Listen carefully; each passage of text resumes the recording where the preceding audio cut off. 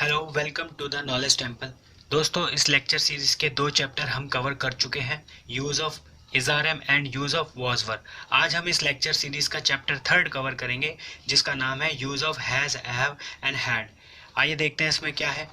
देखिए, हैज़ का मीनिंग आपको लिख कर दिया है, के पास है। इसके सब्जेक्ट्स होंगे he, she, it, this, that, one name और सिंगुलर। उसी के साथ हैव लिखा है, हैव का मीनिंग भी सेम है, के पास है, के पास है। सब्जेक्ट्स क्या रहेंगे इसके? देखिए, you, we, they, these, those, two name plural, ये पहले वाले ही हैं, बस इसमें आई ऐड हुआ है। हैड का मतलब है के पास था, थी या थे। था भी हो सकता है, के पास था, के पास थी या के पास थे। ये इसके सब्जेक्ट्स क्या हैं? सभी, सभी के लिए, सबके साथ। ये देखिए, ये he, she, it, this, that, one name और singular, I, you, we, they, these, those, two name और प्लूरल। ये सभी, इन सभी के साथ हम हैड लगा सकते हैं अकॉर्डिंग टू क्वेश्चन। देखिए, इसके रूल लिखे गए हैं। इसके रूल्स में थोड़ा सा चेंज है पहले के मुकाबले। अफर्मेटिव में subject plus helping verb plus object, negative में subject plus helping verb plus no plus object. ध्यान रखना, इसमें नॉट नहीं, नो का प्रयोग हो रहा है। इंटरोगेटिव में लगाना है हमें डू या डज में से एक चीज, उसके बाद plus subject plus helping verb plus object. Interrogative plus negative में डू या does plus subject plus helping verb plus no plus object. W H में W H plus do does plus subject plus helping verb plus object.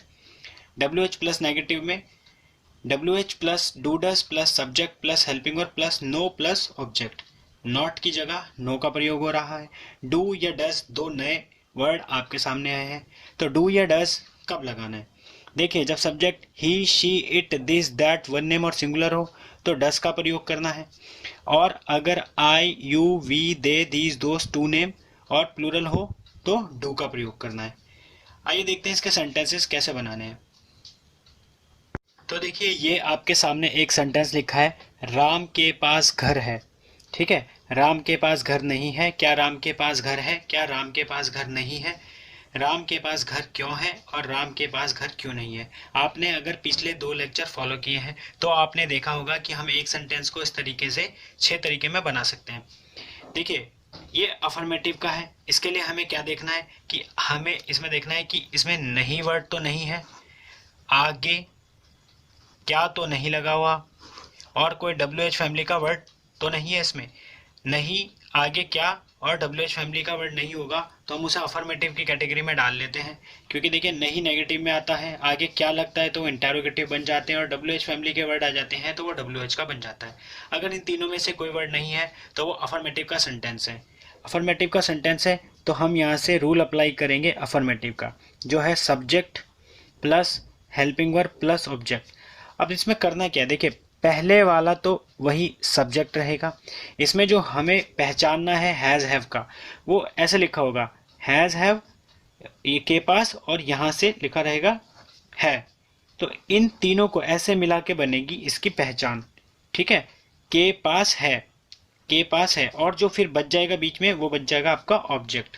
तो इसके मुताबिक अगर हम इसे बनाएं तो राम, राम को लिख लेंगे। अब राम एक सिंगल नेम है तो इसके साथ हम क्या लगाते हैं? हैज़। तो राम हैज़, ठीक है, हाउस। ये बना इसका अफर्मेटिव में। अगर आपको इसका नेगेटिव बनाना है तो नेगेटिव बनाने के लिए हम इसका नेगेटिव वाला रूल लिख लेंगे, नो। ध्यान रखना, नो अप्लाई होगा। फिर वही पहले वाला सब्जेक्ट रहेगा, के पास है, ये रहा, के पास है, ये इसकी पहचान हो जाएगी, यानी हेल्पिंग वर्ब। घर इस ऑब्जेक्ट है और नॉट, नो की जगह नहीं लिखा ही हुआ है। अब Ram helping verb has no house, ये बना इसका नेगेटिव। अब हमें बनाना है क्या राम के पास घर है। देखिए, क्या राम के पास घर है, इंटरोगेटिव, ये आगे क्या लगा हुआ है यही हमें बताता है कि ये इंटरोगेटिव का है। अगर ये इंटरोगेटिव है तो हम इंटरोगेटिव का रूल अप्लाई करेंगे, जो है do does plus subject plus helping verb plus object. देखो, डू या डज, मैंने कहा था आपसे कि ये जो एक नाम है अगर वो होगा तो हमें डज का प्रयोग करना है, तो आप करेंगे डज, फिर सब्जेक्ट की जगह राम, डज राम। अब यहाँ एक बात और गौर करने वाली है। देखिए, राम के साथ तो लगाना चाहिए मुझे हैज़, लेकिन यहाँ पर मैं लगा रहा हूँ हैव। ऐसा क्यों? Does Ram have a house, suppose मैंने ये लिखा, तो यहाँ हैज़ आना चाहिए था, लेकिन मैंने हैव लगाया। ऐसा क्यों? देखिए, हैज़ भी सही है और हैव भी सही है, लेकिन कॉमनली हैव यूज होता है, इसलिए हम इसको ज़्यादा जो यूज करते हैं वो वर्ड हैव है। तो does Ram have a house, इसको हम इस तरीके से यूज करेंगे। हैज़ नहीं आएगा, हैव आएगा। तो आप याद रखिए, जहाँ से भी डू डज का प्रयोग शुरू हो जाएगा, वहाँ से हम हेल्पिंग वर्ब में हैज़ ना लेकर सभी के साथ हैव यूज कर सकते हैं। अब हम इसे बनाएंगे। ये आगे क्या लगा हुआ है और नहीं भी है, तो ये इंटारोगेटिव प्लस नेगेटिव हो जाएगा। इंटारोगेटिव प्लस नेगेटिव है तो हम इसका रूल अप्लाई कर लेंगे। यहाँ इसका रूल लिखने के बाद हम इसे बनाएंगे। वही डस आ जाएगा। डस राम सब्जेक्ट की जगह हैव, ठीक है, हैव नो और हाउस। कहीं ए लगा है कहीं नहीं लगा, वो हम आगे देखेंगे उसको कभी कि ये अ लगाना है या नहीं लगाना। वाई क्यों लिखा है? डब्ल्यू एच फैमिली की पहचान करा रहा है, तो डब्ल्यू एच फैमिली का रूल अप्लाई हो जाएगा।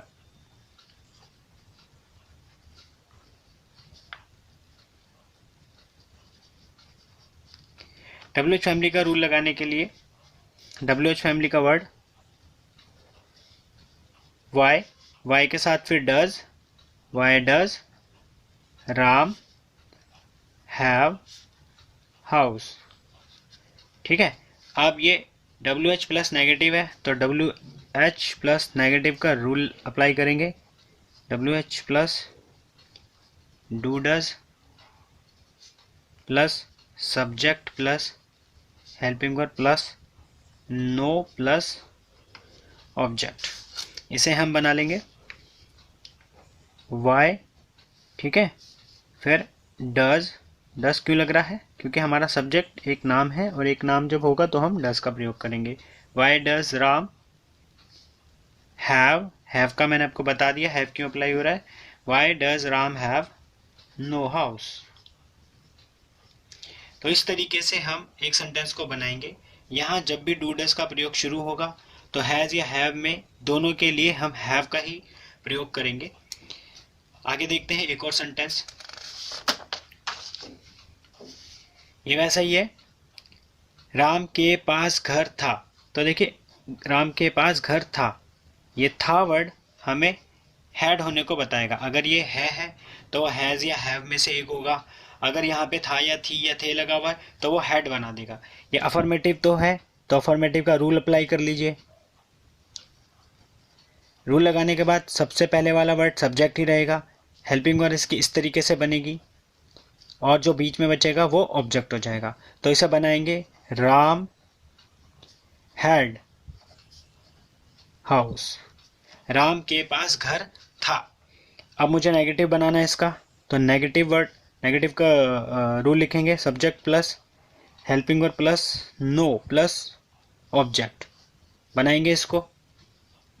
ये आपका सब्जेक्ट है, ये दोनों मिलाकर हेल्पिंग वर्ब हो जाएगी। नॉट की जगह नॉट है, नो है, नहीं की जगह नो है, और घर इसमें ऑब्जेक्ट है। बनाएंगे Ram had, Ram had no house. Interrogative आगे क्या लगा है? इंटरोगेटिव है, इंटरोगेटिव का रूल अप्लाई करेंगे।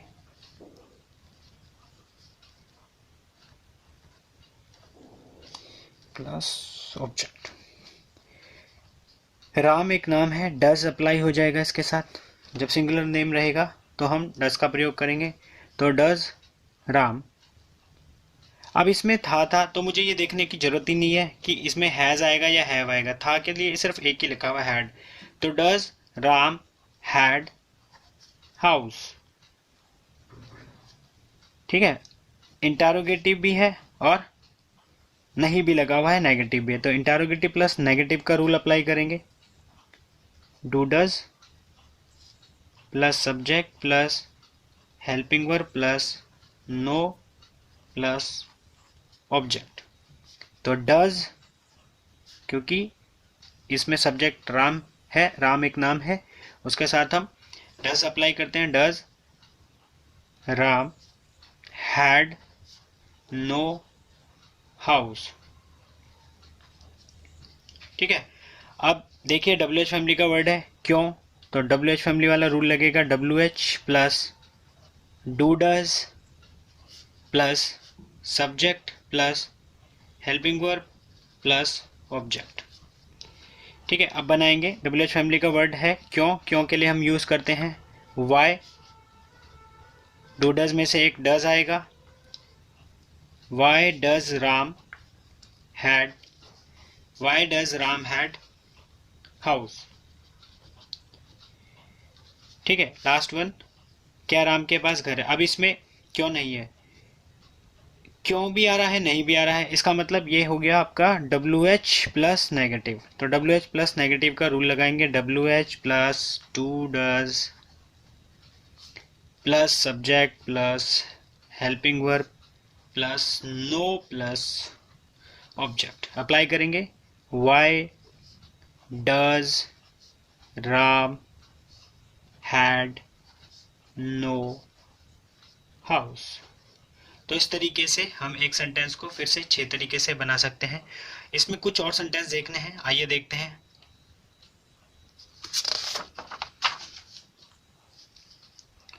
उसके पास घर है, मेरे पास घर है, उसके पास घर है और मेरे पास घर है।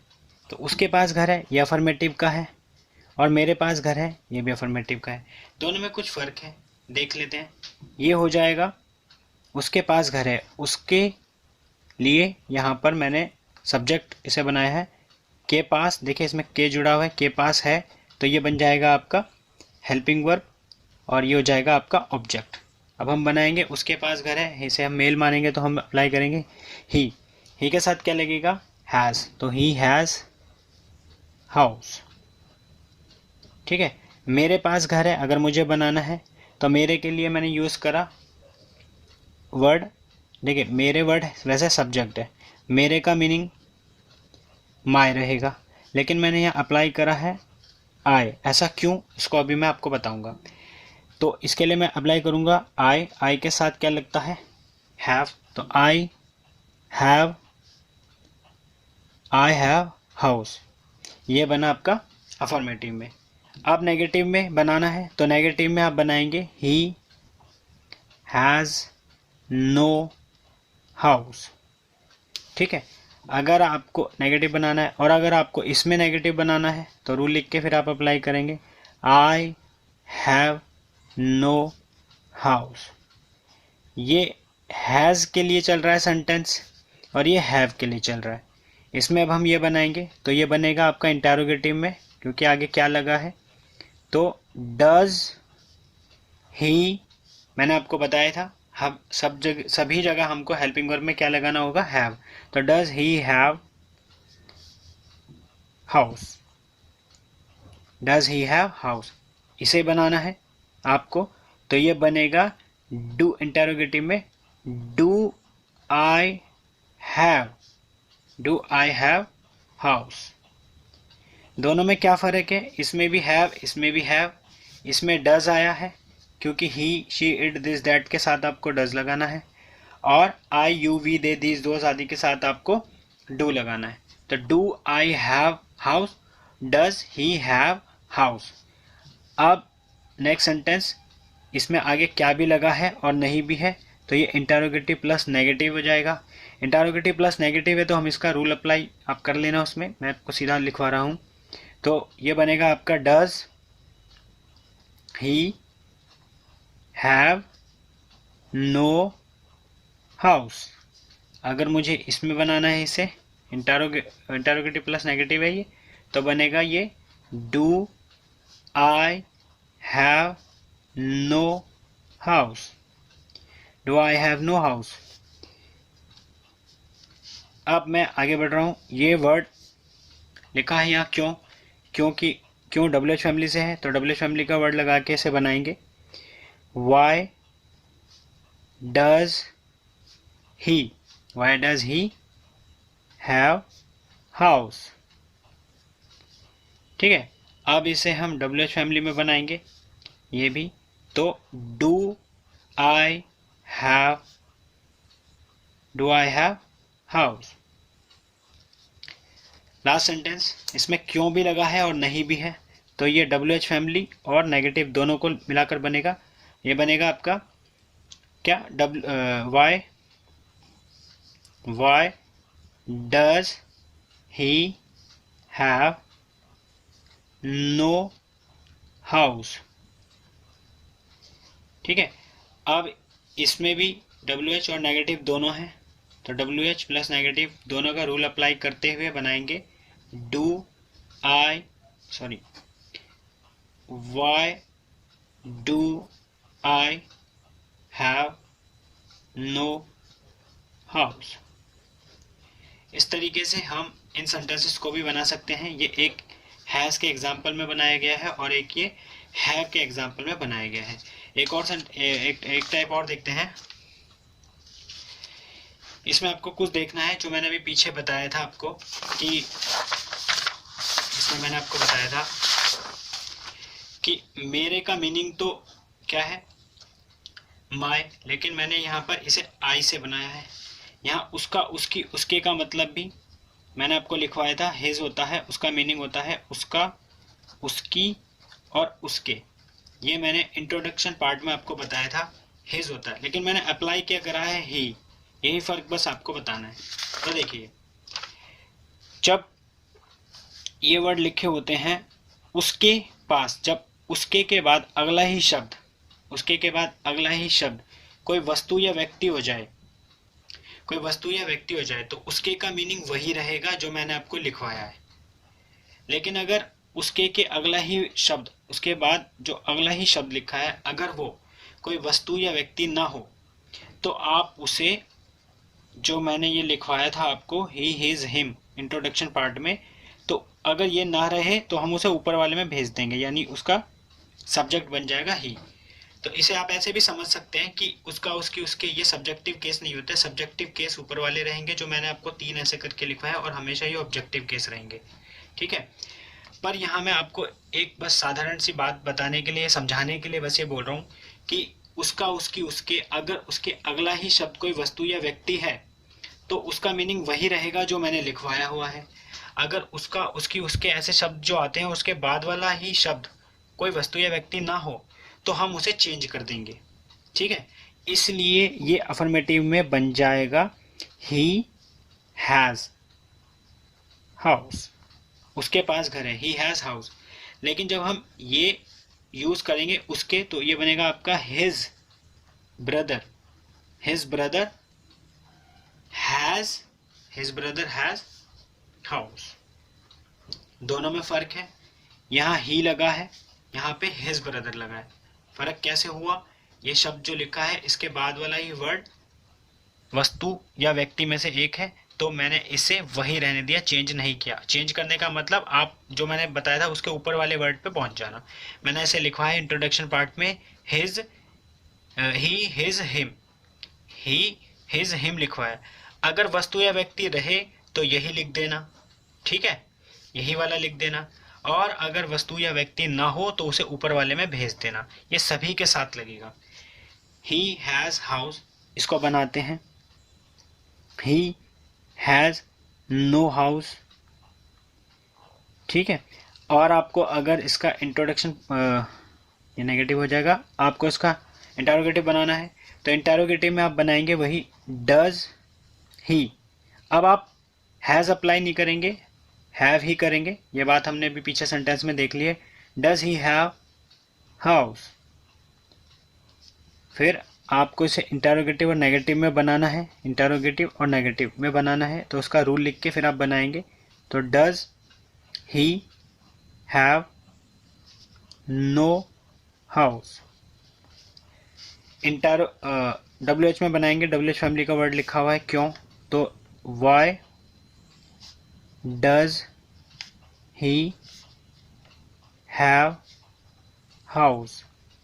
ये हो जाएगा आपका WH में। अब WH नेगेटिव में बनाएंगे, WH प्लस नेगेटिव में WH भी है और नेगेटिव भी है, तो बनाएंगे इसे। ये बनेगा आपका Y।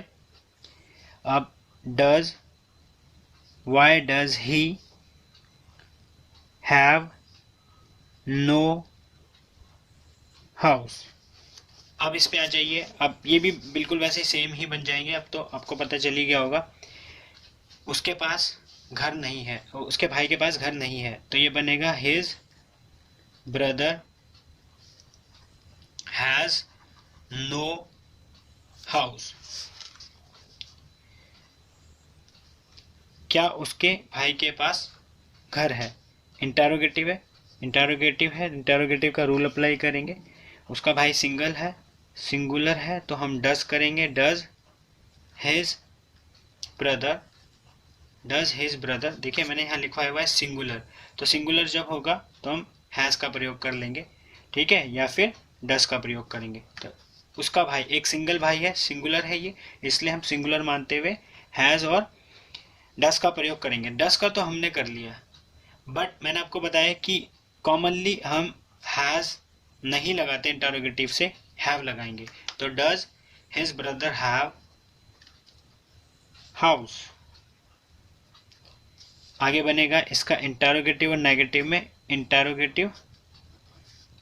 में रूल लगा के, तो does his brother have no house, interrogative हो जाएगा। अब आपको बनाना है WH में, WH का वर्ड लिखा हुआ है, WH लिखा, इसका रूल अप्लाई कर लेंगे और फिर बनाएंगे why does his brother have house। Last one, WH भी है, नेगेटिव भी है, तो WH प्लस नेगेटिव का रूल अप्लाई कर लेंगे और फिर इसे बनाएंगे। तो why does his brother have no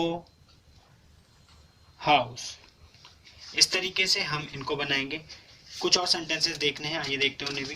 देखिए ये एक और टाइप का हमने सेंटेंस लिया है। इसमें लिखा है गाय के 4 पैर हैं, और दूसरी तरफ गाय के पास 4 पैर हैं। देखिए इसमें तो हमें पता चल रहा है पास है और है, यानी ये हैज़, हैव और हैड की कैटेगरी का सेंटेंस है, यानी use of has have had वाला जो हम चैप्टर कर रहे हैं ये उसमें आ रहा है, और उसके अकॉर्डिंग हम इसे बना लेंगे। लेकिन इसमें तो पास वर्ड आया ही नहीं, गाय के 4 पैर हैं लिखा है बस। अगर आप गौर करें तो आप पाएंगे कि इन दोनों का ही अर्थ सेम है, इनका जो मीनिंग है वो सेम है। आप यूं कहें कि गाय के पास 4 पैर हैं, या फिर आप कहें गाय के 4 पैर हैं, दोनों का मतलब सेम है। तो इंग्लिश में हम इन दोनों को सेम ही तरीके से बनाएंगे। अफर्मेटिव है तो काउ हैज़ 4 लेग्स। इसी तरीके से यहाँ भी सेम सेंटेंस बनेगा, काउ हैज़ 4 लेग्स, ठीक है। और फिर हम जान ही गए कि इसकी 6 सेंटेंसेस हम कैसे बनाते हैं। चैप्टर ऑलरेडी काफ़ी लंबा हो चुका है, इसलिए आप इसे ट्राई कर लीजिएगा, बना लीजिएगा। आई होप आपको समझ में आया होगा। Thank you, thanks for the lecture.